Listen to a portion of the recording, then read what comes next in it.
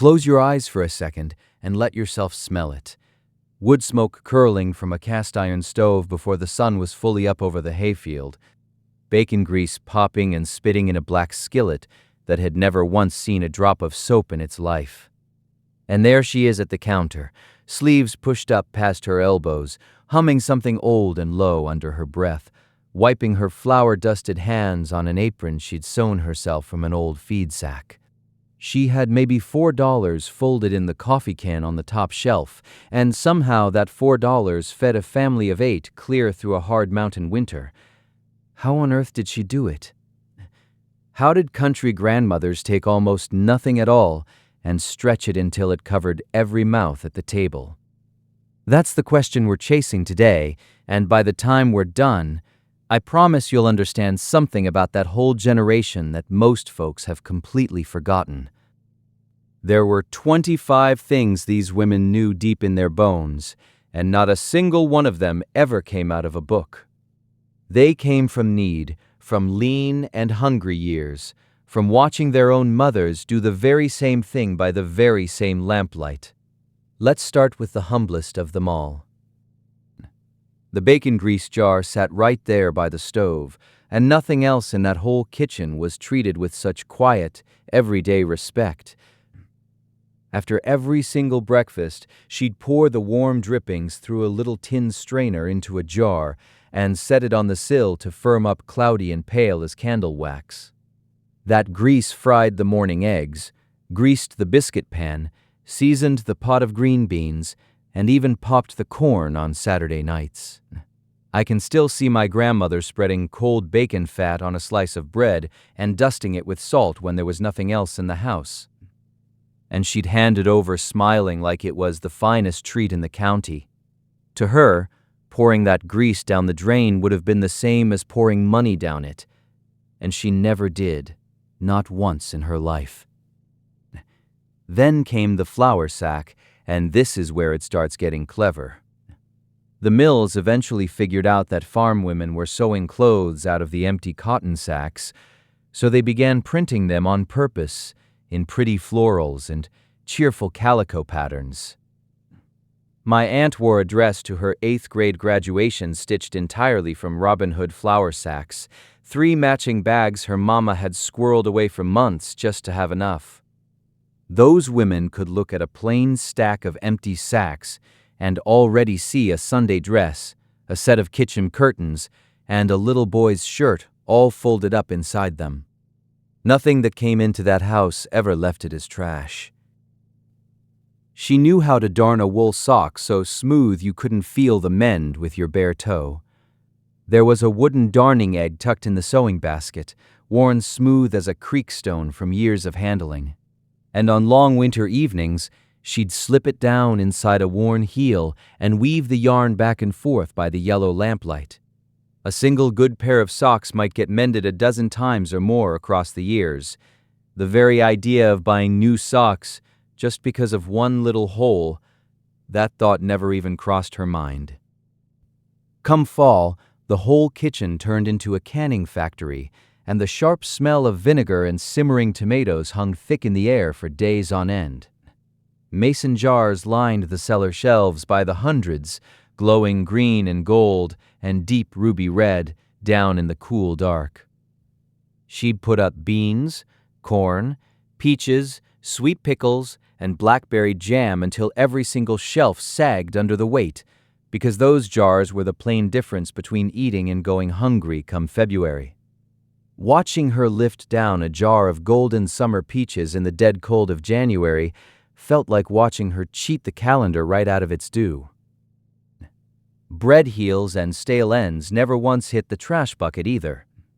She'd let them dry hard as bricks on the windowsill, then crumble them into breadcrumbs, or soak them soft in milk and egg for a bread pudding that tasted richer than anything money could buy. My grandmother built a whole warm dessert out of exactly what most people toss out to the chickens, and she'd serve it up proud with a ladle of homemade vanilla sauce. Waste, to a woman like her, sat somewhere close to a sin. The garden was never a hobby, it was flat-out survival, and she worked it like a second job squeezed in before and after all the housework was done. Rows of tomatoes, pole beans, yellow squash, and turnip greens ran clear down to the fence line, and every year she saved seeds from her very best plants in little labeled paper envelopes. That meant next spring's whole garden cost her nothing but the sweat off her own back. She could feed the family straight through the growing months without laying down a single nickel at any store in town. When the hens slowed their laying in the cold months, she knew the old trick of water glassing eggs, packing them fresh down in a stone crock of lime solution so they'd keep good for the better part of a year. In the fat days of spring, you'd have eggs to spare, so she put them down against the lean stretch sure to come. I never understood as a boy why there was a covered crock in the corner of the pantry that smelled faintly of chalk, but that crock was her insurance policy against a hungry winter, always thinking a full season ahead of everybody else. Soap got made at home, too, out in a big black kettle in the yard that bubbled and steamed with lard and lye until it set up into pale, sturdy bricks. It smelled sharp and clean, nothing at all like the perfumed bars down at the store, and it scrubbed everything from a man's muddy overalls to the worn kitchen floorboards. She'd cut it into blocks with a length of taut string and lay them out to cure on a board for weeks. One good batch could carry the whole household half a year, and the only thing it cost her was ashes and grease she already had on hand. Now, here's what most people forget about that whole era. It was never just about pinching pennies for the sake of it. Every single one of these skills tied a family and a community together tight, because out in the country, nobody ever made it through alone. Take the way she rendered lard from a butchered hog. Come hog-killing time in the first cold snap, the neighbors all gathered round, and the whole animal got used, snout clean to tail. She'd render the fat down into snow-white lard that made the flakiest pie crust you ever set a fork into. That lard cost nothing but the labor of one shared, sweaty day, and it flavored the whole year that followed. She patched quilts together from every worn-out shirt and outgrown dress the family ever shed. On the coldest winter nights, the women would gather around a quilting frame lowered from the ceiling on ropes, their needles flashing and the gossip flowing warm, and by spring there'd be a fresh quilt heavy enough to sleep the whole family under. Every scrap in it carried a story. This square was Grandpa's Sunday shirt. That faded blue one was the baby's christening gown. Those quilts were warmth and memory stitched right into one, and they cost only what had already worn plumb out. Coffee was precious and dear, so she stretched it by adding roasted chicory root, or, in the hardest times even parched barley, right into the grounds. The pot went straight back onto the stove and got boiled up 2 or 3 times over, until it was more brown water than coffee. Nobody at that table ever said a word of complaint, because a hot cup in a cold kitchen was worth far more than its strength. She could make a little bit go a long, long way. You stepped up the kitchen patch of herbs that doubled clean as the family medicine chest. Mustard for a chest plaster, honey, and horehound steeped for a bad cough. Peppermint for a churning stomach. All of it grown right by the back step. When one of us young ones took sick in the night, there was no doctor's bill waiting, just her steady hands and a steaming cup of something bitter pressed to your lips. That knowledge saved the family money and, more than once, saved a child's life besides. Nothing that came off an animal ever went to waste, and that surely included the feathers. Chicken and goose feathers got saved up and washed and dried and stuffed down into tickin to make plump pillows and feather beds soft as a summer cloud. Sinking into one on a freezing night felt like sinking down into warm, risen bread dough. Those beds got passed down through 3 and 4 generations, built entirely from what most folks today would sweep straight out the door. But here's where it gets truly special, because some of what she knew wasn't about things at all. It was about time, and patience, and knowing the very ground she stood on. She could read the coming weather in the ache of her knees and the color of the evening sky, and she'd have the wash off the line and the loose hay covered before the first drop ever fell. Radio forecast, no weatherman, just a whole lifetime of watching the same hills and the same clouds. That saved a full cutting of hay or a long line of drying laundry more times than anybody ever bothered to count. The land talked plain to her, and she had long since learned its quiet language. She could stretch a single chicken clear across 3 full days of meals without blinking. Sunday it was roasted whole and golden with the pan drippings whisked into gravy. Monday the picked-off leftover meat went into a pot of chicken and dumplings, and Tuesday the bare carcass boiled all the livelong day into a soup that fed the whole crowd yet again. $1 $2 hen, 3 good dinners, and not one shred of it left behind. She knew to buy in real bulk on the rare days she had cash in hand, 100-pound sacks of flour, sugar, and dried beans stored down safe in tin cans against the mice.